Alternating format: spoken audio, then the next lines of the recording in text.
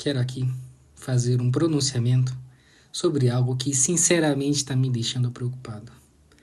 Acho que estou delirando, que estou sendo iludido, mas o Guarani está vencendo. E temos um camisa 9 de volta. Que vitória, meus bugrinos. O Guarani venceu o CSA por 1-0, gol do nosso grande Bruno Santos, que está mostrando faro de artilheiro e muito mojo na área. Chegamos a 5 jogos sem perder. São 3 vitórias seguidas e agora já estamos no G8.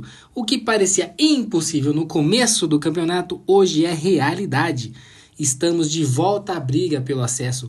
Quero deixar aqui meu agradecimento ao Farney, ao Ilano, ao Marcelo Fernandes, ao Cupertino, ao Marquinhos e ao Arzu. E toda a comissão técnica. O trabalho, a paciência e o respeito pela camisa do Guarani estão dando resultados. É nítida a evolução do time. Depois da janela de junho, o elenco encaixou e o Bugre retomou o rumo certo. Seguimos firmes, o sonho do acesso está vivo e por conta desse pessoal que chegou para reorganizar a casa.